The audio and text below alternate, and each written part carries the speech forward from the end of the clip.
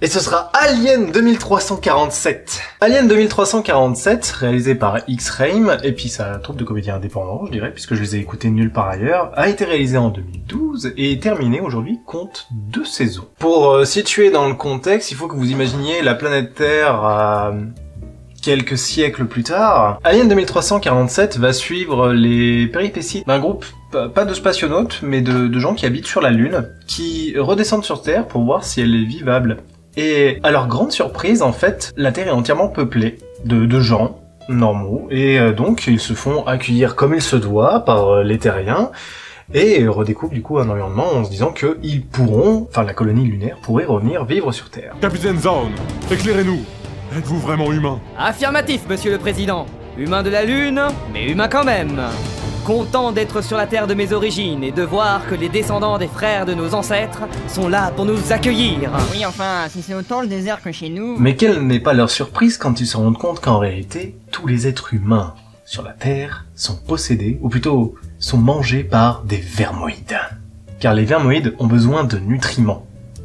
Beaucoup de nutriments. Alien 2347, c'est un peu, comment dire, un peu nouveau. J'ai, pour le coup, jamais entendu un acteur de Alien 2347 dans une autre fiction audio que celle-ci. Donc ce qui donne quand même sa petite touche perso. On a une OST qui est faite maison également. Un ensemble qui est très quali.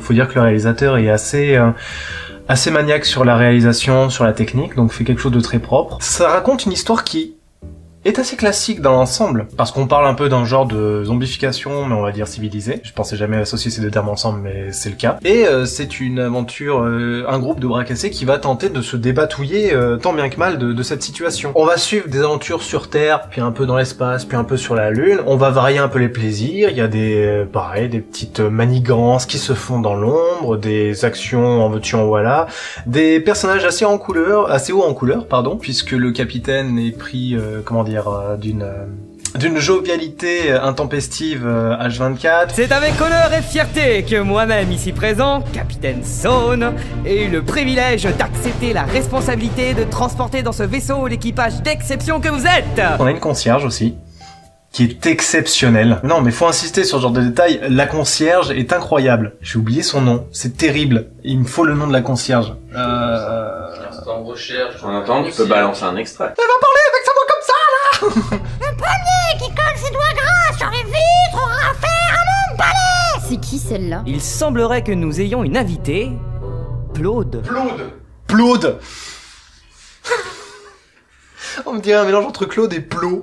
Ouais, c'est ça.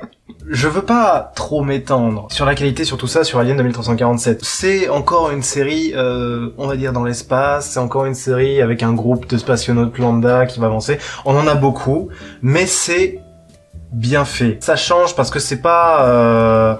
on va d'un point A à un point B, à un point C, à un point D, à un point E pour revenir au point A, pour débloquer la situation initiale. Les personnages arrivent sur Terre et se rendent compte que ça va pas, ils veulent rentrer en fait. Et c'est tout simple. Et toute l'aventure c'est on est arrivé, ou ça va pas, on veut rentrer. Et c'est assez subtil, assez bien écrit, beaucoup de personnages, beaucoup de couleurs finalement dans cette fiction, ce qui fait que ça la rend chaleureuse, vraiment attachante, chaleureuse. On va recommander Alien 2347, d'autant plus que c'est une fiction qui est terminée, et ça fait plaisir quand même de voir une histoire qui est aboutie.